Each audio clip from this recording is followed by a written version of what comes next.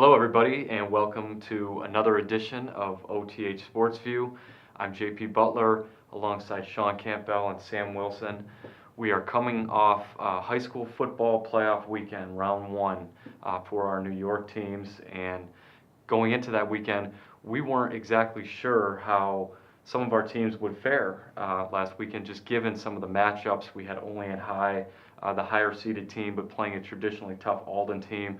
We had a Franklinville Ellicottville team playing a Frewsburg group that they'd kind of struggled with before. A number of our other teams were on the road, so we weren't quite sure what to expect. And then here we are, not one but two, but five teams advance into the semifinals. We'll start with the two games that you guys did. First with Olean High, and Sean, we've said it over and over and over again this year. This Olean High team just finds a way to get it done late in games. They did so again on Friday against Alden.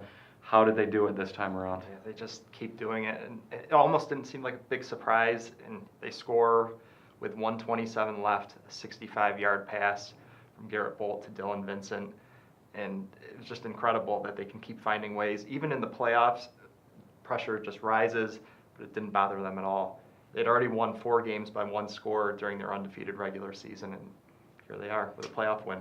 It seems like something that they're just kind of getting used to, being comfortable with being able to make a play late in the game to get it done. Is that the feeling you kind of get from talking with Coach Phil Vecchio? Yeah, Phil, and then some of the players say that they never give up, they keep fighting, they aren't really bothered by it. And even on their game-winning drive, they got the ball with about 4.5 minutes left, and it seemed like that was a lot of time left for them. They weren't really panicking. They just went about their business and busted a big play when they really hadn't done a whole lot offensively in the second half. They only had 40 yards up until that point. So, right. The two names that we probably talked about the most for Olean High, Garrett Bolt and Dylan Vincent, were both in on that play to kind of win the game. But Garrett Bolt, especially over these last few weeks, it seems like has really kind of even taken another step here. Mm-hmm. How good has he been for Olean over the last couple games? He's been tremendous, and they wouldn't be in this spot without him. He is the heart and soul of this team. He's the leader. He runs the show, but he also has a lot of help around him too.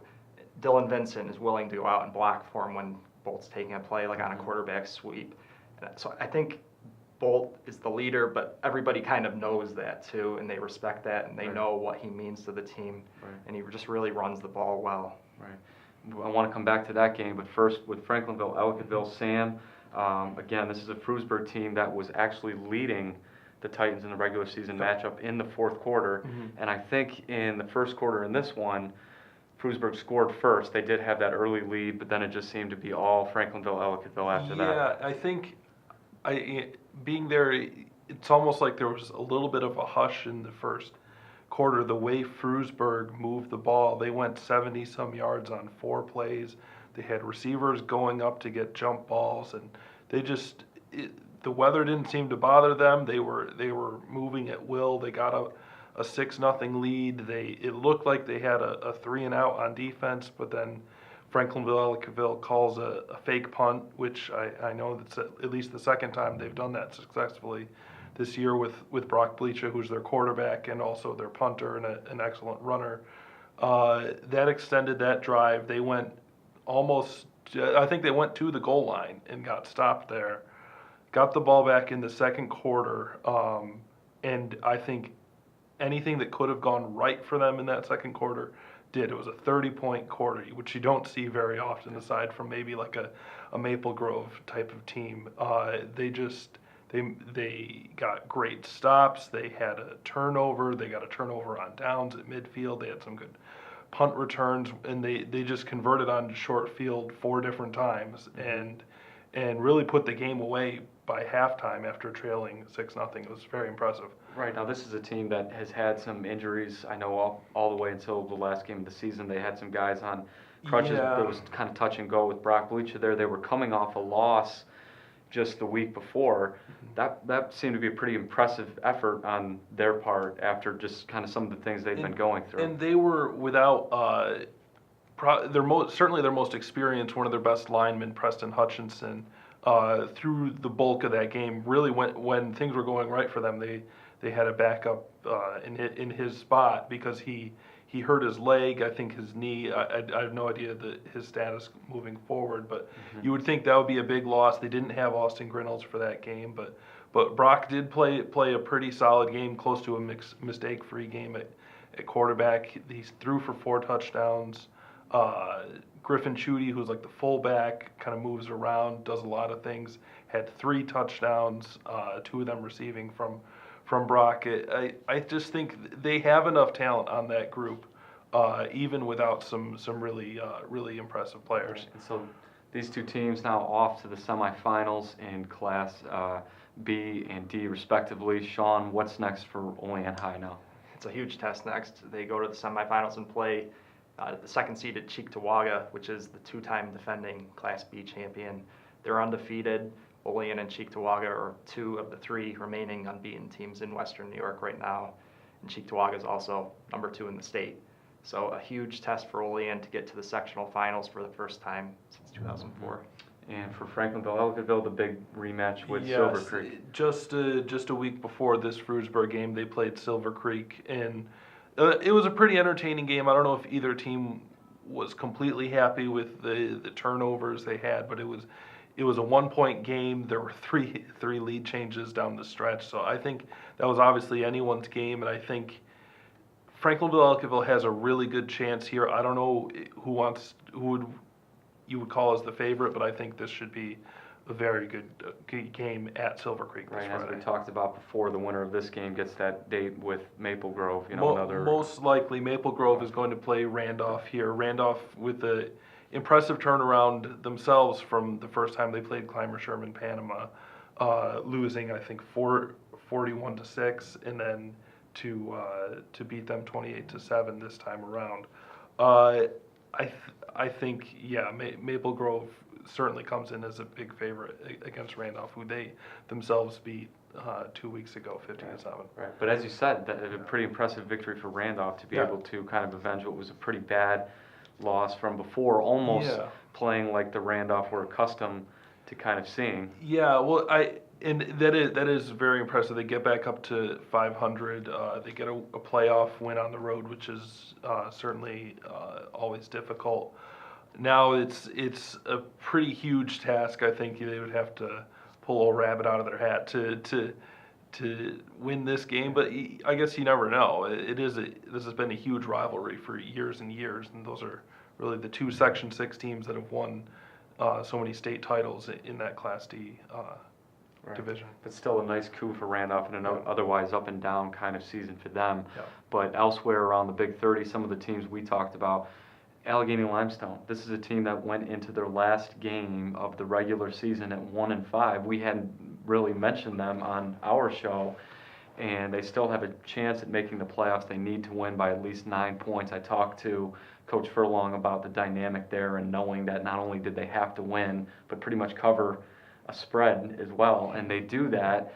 They get into the playoffs, they're on the road at a higher seeded Wilson, and they win the game. So they're going from 1-5 to being 1 game away from playing for a sectional title. Just the way they've done it too. To beat Wilson, took a goal line stand at the very end of the game. Wilson had first and goal at the 1, ran 2 quarterback sneaks. Allegheny Limestone stuffed them, and they spiked the ball to stop the clock, and then they made a tackle on 4th down to get out of there with a win. It's just amazing that they could go from really not even being in the playoff picture 2 weeks ago to being a win away from New Era Field, the sectional championship. That's right. And talking to Paul Furlong, I just kind of asked him about some of the reasons, why they were able to get that win and then be able to do it in the playoffs. And he mentioned being healthier. He mentioned playing, a consistent group of guys for the first time really since the beginning of the season. One of those names that he talked about, and we've mentioned, is Logan Gannon, the senior running back. He seemed to kind of stepped it up at the right time here for Allegheny Limestone. He's really been running the ball well. Against Wilson, they had over 200 yards rushing as a team. When I saw them earlier in the year, first week against Olean, a game which they actually led 6-0 at the half, they didn't really do a whole lot offensively. Coming into this season, it was supposed to be their defense that was really their strong suit, but I think the offense has come along with guys like Ganong filling in. with Marcus Grove to kind of make a I was gonna 1-2 mention. punch there. Right, yeah, Marcus Grove leading the way, one of the better players in the Big 30, a guy that we don't kind of talk about, but very solid for that Yes, Gator definitely. team.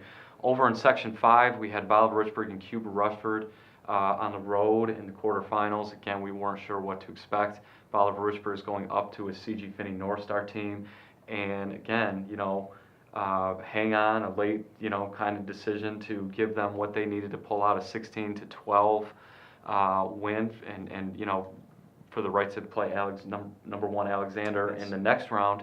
How did Bolivar Richburg kind of, get that done for the first playoff win since 2007? Yeah, the 2007 team that made the state Final Four. It was really interesting. Finney scores on its first drive of the game, third play, 48-yard run. Then Coach Steve Smith actually moves his son Jake, an outstanding defender who holds the single season record for sacks. He moves him to middle linebacker. It's kind of to change up the game, shut them down, and it really turned out to be that way. They go on to win 16-12 after that and only allow one score more. Right, and really just the big standout season for Bolivar Richburg, their best season since that 07 year that we talked about. Yeah, I mean, they went through so many down years too, and just to see them get a playoff win, that's huge for that program. Right, it's nice to see.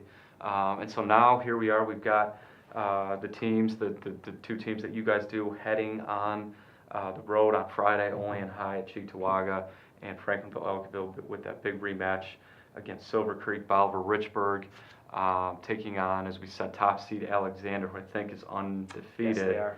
And Allegheny Limestone also on the road taking on Southwestern. Southwestern. So that'll be Rematch. And I do remember Furlong saying that, Southwestern pulled away late, but they were in that game for a while, and if they maybe didn't have as many turnovers, it could have been a different game. It was 23-0, so not a complete blowout. And that was also week 2, and I think Allegheny Limestone has changed quite a bit since that game. Certainly a different team, and we will be back next week to talk about how those teams did. We'll see how many we have left standing next week. So until next time, thanks for watching.